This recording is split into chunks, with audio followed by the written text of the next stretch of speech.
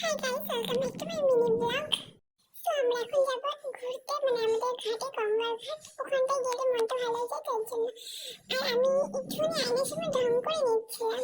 জানি না, এটা আমার অভ্যাস, আয়নার সামনে গেলে একটু না একটু ঢং করবে। তারপর আমাদের মাঠটা দেখাচ্ছিলাম, মানে ভালো লাগছিল ওয়েদারটা। তো আমরা দুজনে মিলে একটুখানি কাউতালি করে নিলাম, আমাদের বাড়ি থেকে ওকে ডেকে নিয়ে চলে আসলাম। আর আমরা রাস্তাঘাটে এরকম ঢং করছিলাম, আর লোকে আমাদের দেখে হাসছিল গাইস। হাসার কি আছে, মানুষ হাসাহাসি করতেই পারে, তাই অন্যজনে কেন দেখে হাসবে। আর এই বাড়িটা আমার খুব এই বাড়িতে কোনো ছেলে নেই, না ছেলে থাকলে একটু পটানোর চেষ্টা করতো।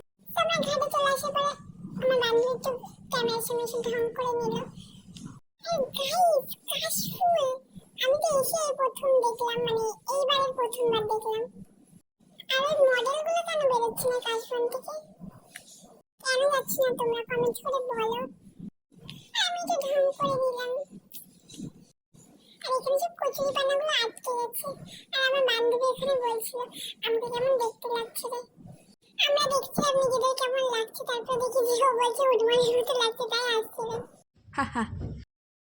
আমরা দুজন গল্প করার পরে এবার বাড়ি আসার জন্য বেরিয়ে গেলাম।